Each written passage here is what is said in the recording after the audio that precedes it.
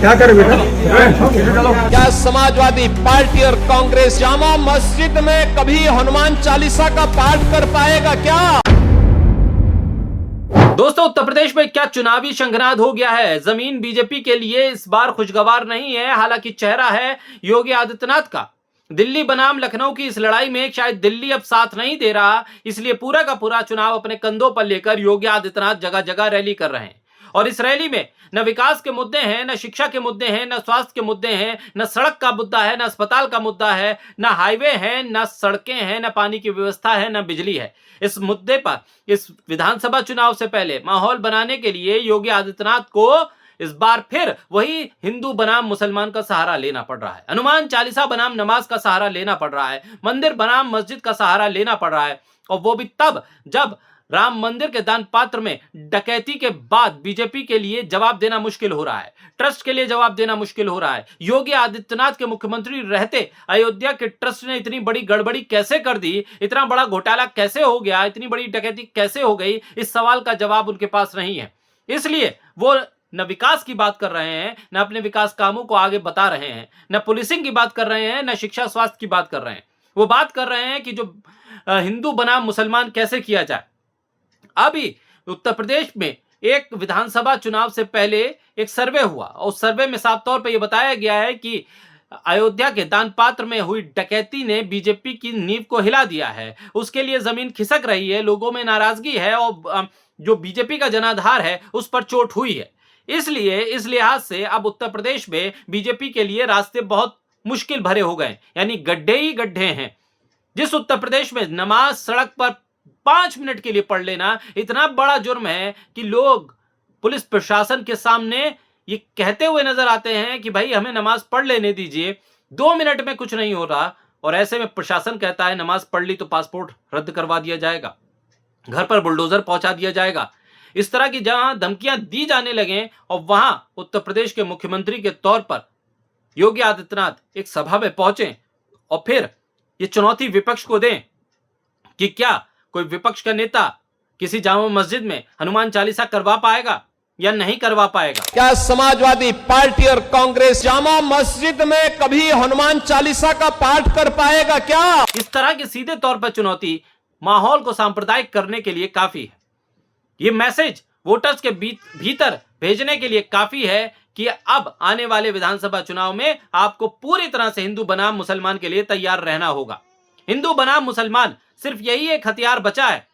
आप देखिए कि इस देश के भीतर जहां मस्जिदों में नमाज पढ़ना मुश्किल है, अपने घर में नमाज पढ़ना मुश्किल है, एफआईआर अपने घर में भी कोई अगर नमाज पढ़े तो उसमें भी एफआईआर हो जा रही है। एक बंद कमरे में एक बच्चे को कोई कुरान शरीफ पढ़ा दे तो उस पर भी कार्रवाई हो रही है। लोगों का ऑब्जेक्शन हो रहा है कि आप ये अवैध रूप से मदरसा चला रहे हैं। कत्ल कोई करे, अपराधी कोई बने, आरोपी कोई बने, ताले मदरसों पे लगा दिए जा रहे हैं। ऐसे माहौल में बीजेपी के नेता ट्रेन के भीतर हनुमान चालीसा का पाठ करती हुई नजर आए।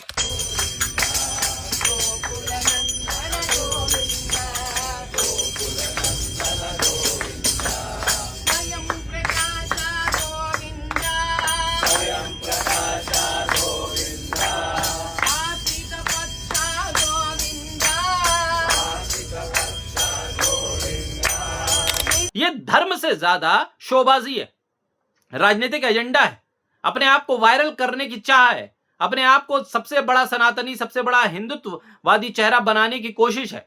और यह कोशिश लगातार हो रही है।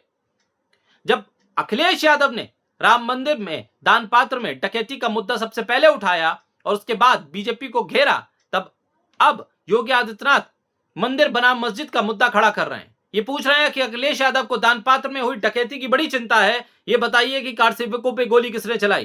तो अखिलेश यादव ने सीधे तौर पे कह दिया कि भाई मुद्दे पे रहो, मुद्दे से भटको मत, क्योंकि मुद्दे से भटकना आपके लिए एक बड़ी मुश्किल खड़ी कर सकता है।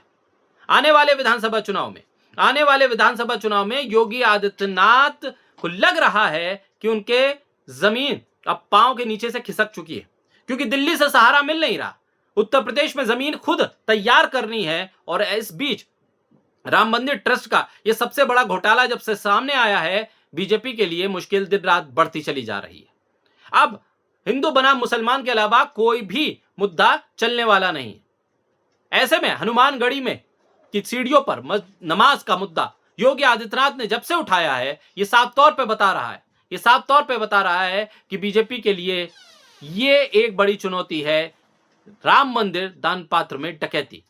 और ऐसे में योगी आदित्यनाथ ने जो चुनौती दी है विपक्ष को, कहा है कि आपने हनुमानगढ़ी की सीढ़ियों पर नमाज करवा दी, ये पाप कर दिया आपने। क्या आप किसी मस्जिद में, किसी जामा मस्जिद में हनुमान चालीसा करवा पाएंगे? इन्होंने तो हमारी पवित्र हनुमानगढ़ी में वहां नमाज भी पढ़वाने का काम किया था। क्या कोई जामा मस्जिद में कभी हनुमान चालीसा का पाठ कर पाएगा क्या? ये कहीं ना कहीं इनडायरेक्ट मैसेज है अपने वोटर्स को कि ये सरकार जो है, योगी आदित्यनाथ वाली जो सरकार है, ये मस्जिदों में भी सब कुछ करवा सकती है, यहां पर भी पूजा करवा सकती है। जिस मस्जिद पे चाहिए दावा कर दीजिए। हो यही रहा है ना, बुलडोजर जब चल रहा है, सड़क चौड़ी करने के नाम पर हो, जमीन पर कब्जा करने के नाम पर हो, मस्जिदों पे सबसे पहले, उसके बाद मजारों को गिराया जा रहा है।